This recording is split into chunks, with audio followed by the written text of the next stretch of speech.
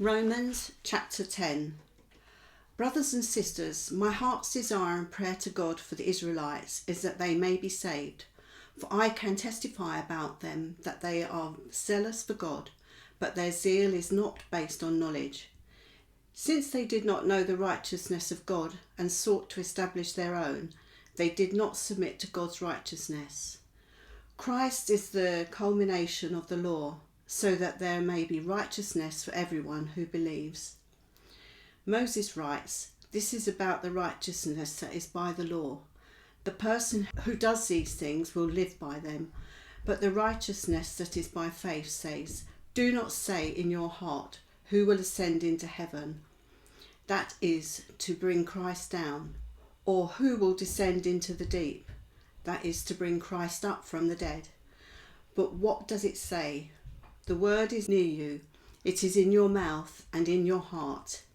That is the message concerning faith that we proclaim.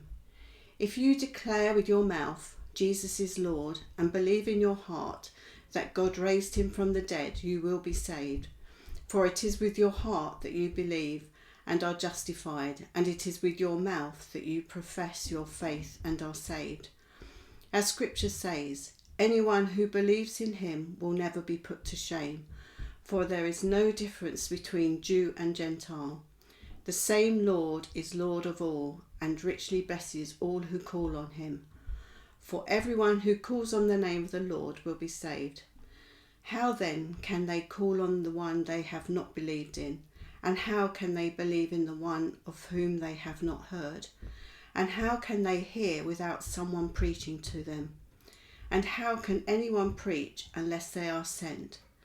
As it is written, how beautiful are the feet of those who bring good news. But not all the Israelites accepted the good news. For Israel says, Lord, who has believed our message? Consequently, faith comes from hearing the message, and the message is heard through the word about Christ. But I ask, did they not hear? Of course they did. Their voice has gone out into all the earth, their words to the ends of the world. Again I asked, did Israel not understand? First, Moses says, I will make you envious by those who are not a nation. I will make you angry by a nation that has no understanding. And Israel boldly says, I was found by those who did not seek me. I revealed myself to those who did not ask for me. But concerning Israel, he says, all day long I have held out my hands to the disobedient and the obstinate people.